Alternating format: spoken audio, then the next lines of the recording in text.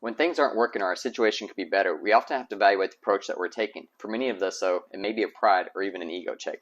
I remember myself, for example, growing up, that my mentality was the only way for me to improve my performance or my ability to stay fit was to work harder. Well, this is true to a certain extent, but at the end of the day, it was at the expense of injury after injury.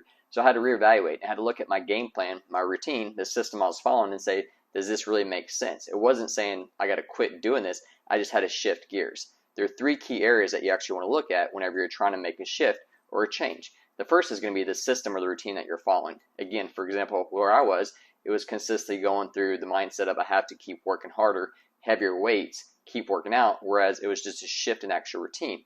Add more mobility exercises, better recovery, and just looking even too at my diet could actually got me there a lot quicker. Second is actually looking at your internal beliefs. Internally being, what is my mindset?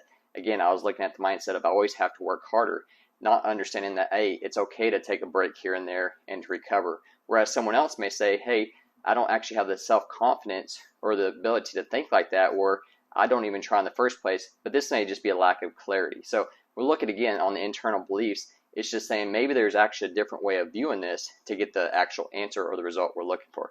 And then third, which is another actual misbelief, is looking at our external environment. So that's the environment around us. This could be saying, hey, I do want to get in shape, but the weather's not great here where I live, or I'm not in the best location, or I don't even have the actual exercise equipment I need to actually get the actual results that I want.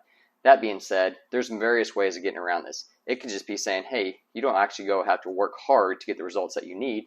You can understand that changing maybe a few things in your diet, timing of the foods, the quality of the foods, can make actually a bigger impact. Overall, it's taking these beliefs and putting it into a box and saying, you know what, there's different ways to approach it. It's just getting a little bit more creative. Many times we often get stuck in the bottle. When you're stuck in the bottle and you're so focused in on what you're doing and you're not letting other people get in your life to help give you better answers, you can't read the label on the outside. Sometimes if you need that little extra clarity or you're getting stuck with where you're at, feel free to reach out. We're here to help as far as improving the way you actually look at your system, actually your internal belief, your external belief, the approach you're taking, and help you simplify a game plan when it comes to improving your human function and performance.